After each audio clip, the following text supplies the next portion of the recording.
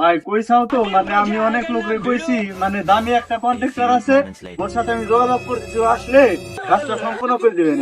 অনেক প্রফেশনাল একটা জায়গা, আমরা তো বুঝতেছি নানান জায়গাতে চাপ আসতেছে, খুব তাড়াতাড়ি এটা মানে ব্যবস্থা নেওয়া হবে, সমস্যা নেই, করে দেবেন খুব তাড়াতাড়ি। কবে করবে তাই তো? এই তো আজকে আসার কথা, বুঝছো, আসুক তো এই কথাবার্তা কই, তারপরে ডিসিশন ফেলা পড়ে। আপনাদের খাওয়া পরে কথা বলবানি, আমার চুলা বানালো কাম তো দোকানে আস্তে আস্তে যাও, মানে উপর পক্ষ তো চাপ আসতেছে, খুব তাড়াতাড়ি করে দেবেন, সমস্যা নেই, যাও আচ্ছা। আয় এই তো তোমার এই নাকি আসার কথা, একদিন সময় আসতে কইছি, আইছে একটু ব্যস্ত করে ছিলাম, চারাটা রাস্তা দিয়ে আইছি, ঠিক আছে?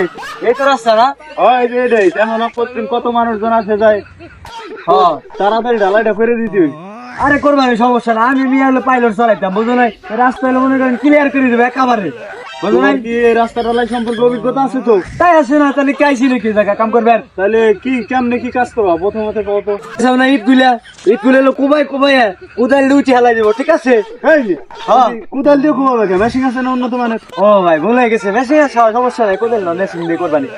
আর তারপরে বালি দিয়ে, ঠিক আছে, পেট্রোল মেরে দিব, পেট্রোল মেরে তারপরে ঢালাই করবো। পেট্রোল মারবে মানে পেট্রোল মেরে কি করবে তুমি? এ তো মোবাইল মারতে হবে এর উপর দিয়ে। ও হ্যাঁ মোবাইল, হ্যাঁ বলে গেছি, বলে যাই হোক, তুমি খুব দক্ষ ঢালাই না, বুঝে গেছি। রাস্তাটা তোমার এই কাজ তো হবে না, তাই যাও, দেখা করবানি, পরে কথা কবানি, যাও, ঠিক আছে?